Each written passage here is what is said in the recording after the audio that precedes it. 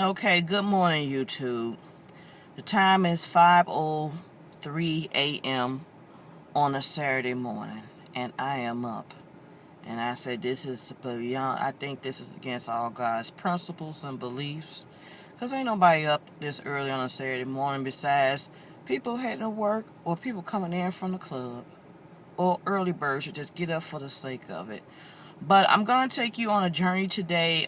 We are traveling to Flint, Michigan to help volunteer. I'm sure you all are aware of the water issues that's been faced in Flint, Michigan.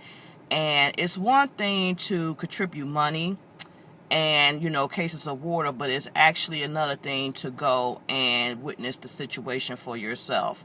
So my sorority, which is Alpha Kappa Alpha Sorority Incorporated, Xi Nu Omega chapter of Chicago, we are traveling to Flint, Michigan today to fellowship with the AKAs there, as well as give back to the community. We're going to be handing out water. We're going to be handing out diapers and formula, hand sanitizer, and other things to the people in the community.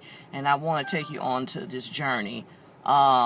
I still think this is just beyond early, but you got to get up there. And I think it's 4 hours from the Windy City, and I think they want us to get time to recollect ourselves and get our lives together. And I'm just sitting in my car right now. I'm outside my sorority sister house. She's gonna drive. I'm riding.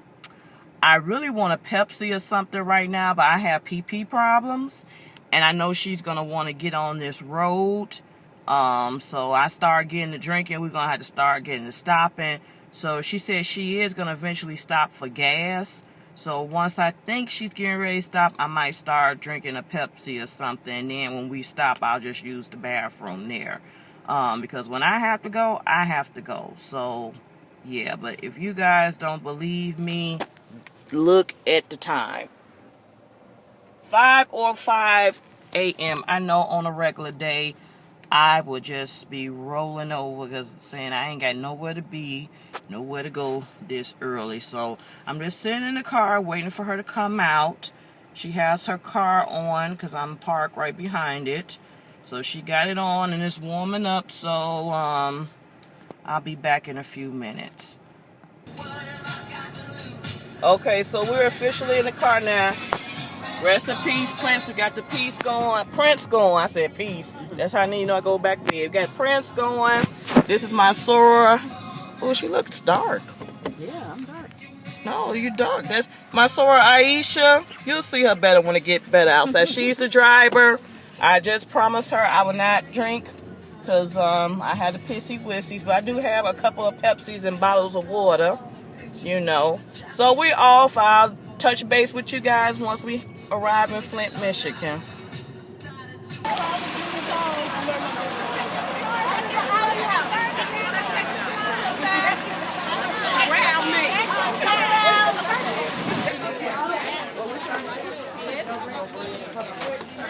We are busy getting the food ready for the community of Flint.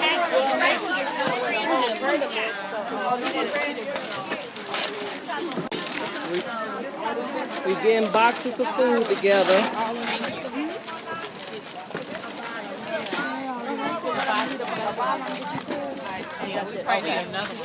And this is supposed to feed 200 families of the community.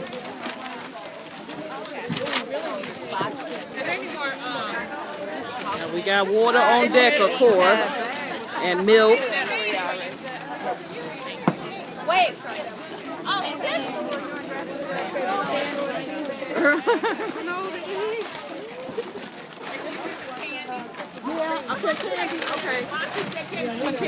Milk. Oh, gallons of milk. Okay. Everything goes to the car. How you want to dispense it? Is it like 2 per car, 1 per family, or sure we want to? We have enough food for 200 families. And that's like And one bag, one box per Say family. how many? One per family. Yes. Okay. All right. One per family. So 1 gallon per family. How many takes of water per family? They could, we have plenty of water. They Two, put two, much two, water. two per family. At least two. I mean, at least if they have more children, they need more water. Yes. Okay. All right.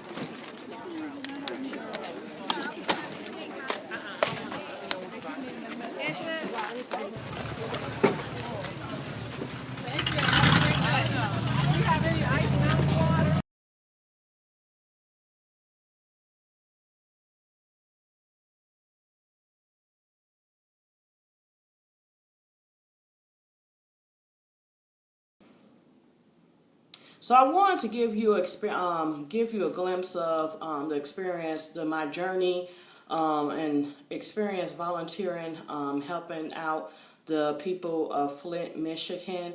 It really was a humbling experience, and whenever you can give back to the community, I always tell people you are blessed. You will be blessed for blessing others, and it was just a really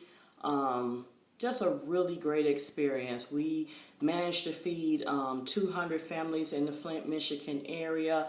They were provided cases of water, jug of milk. They had food, toiletries, hand sanitizer. So we were able to help 200 families food wise. We eventually ran out of food.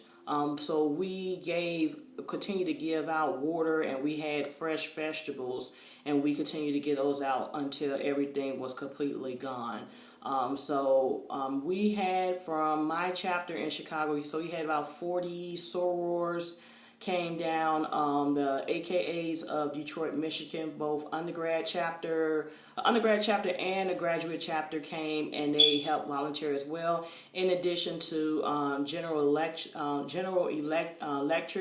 employees, they have a program called GE Volunteers. So that was their volunteer effort for that weekend, and we had a local youth group that came and volunteered. So we had many hands, and it was just an awesome, great experience. The day poster started at 12 p.m., but due to people started lining up in their cars, I want to say a quarter to 11. So they were starting to block traffic because the way it works, people didn't have to get out their cars. They just pull up in front of the distribution center, let us know what they needed, and we packed their cars accordingly, and they drove off. So they didn't have to even get out their car, which it was also, actually it worked out that way, because I figured if they had to park, come in, sign their names, but we was just passing forms, having to fill out, because anytime you deal with a food bank, the Michigan Food Bank provided the food. Anytime you work with a food bank, they try to keep track of who the food actually went out to. So it was just a humbling experience. People were sharing their experiences when things first happened. One woman, she got 6 kids. She's a single mother. She has twin boys out of that 6.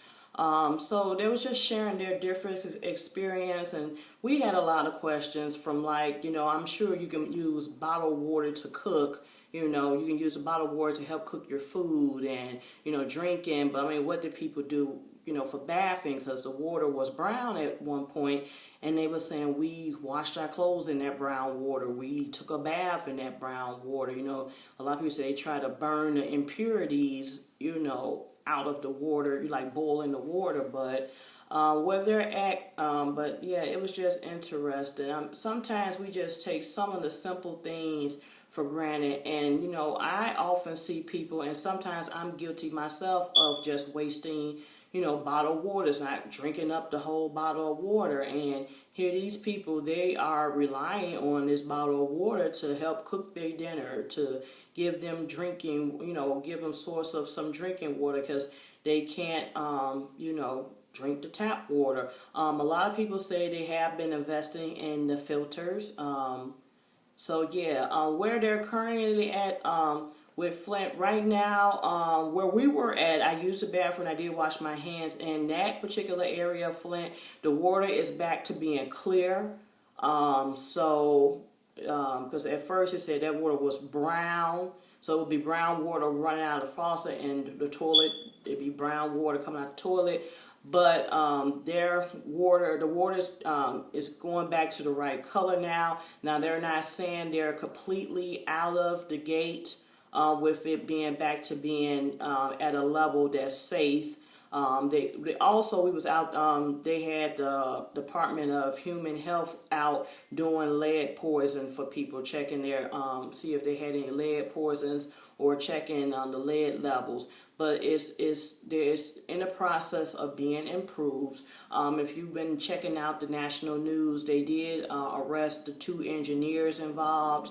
Many people, I would question the governor as well, and one of the sorority members that live there saying, you know, it's in the budget. You know, they have a budget to help, you know, fix this situation. She doesn't understand, you know, why there's such a slow drag, but hopefully they get back to being restored to their original status with the water.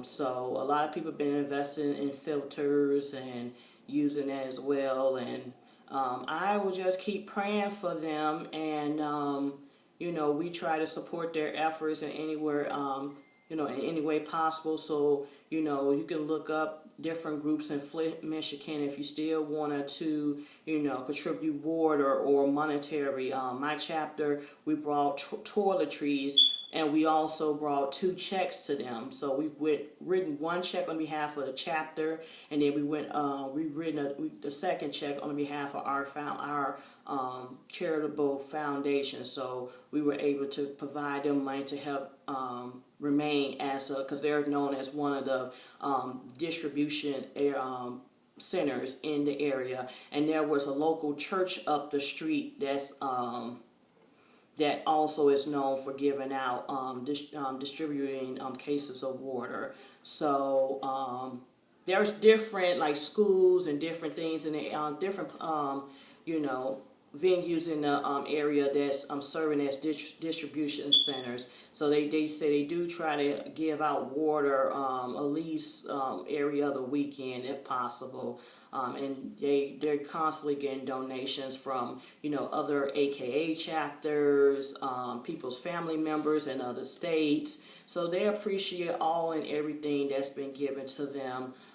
So I just want to do something different. I know we love the purses, we love the shopping, but you know, sometimes we got other issues out here in life that we are facing, and I mean, just not having the availability of like drinking water. You know, I can, you know, use the water out my sink and, you know, put it in a pot and boil it and, you know, cook dinner, but right now that's not the case for people in Flint, Michigan. So yeah, awesome experience. I wouldn't mind going back and doing it again.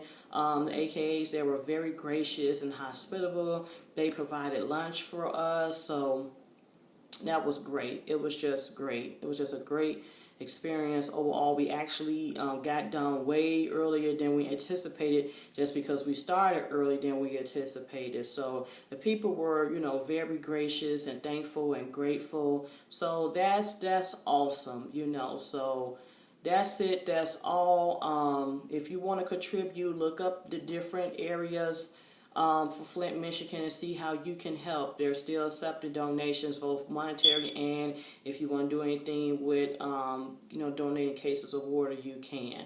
So that's it. That's all. Stay tuned for more videos. That's it. Peace.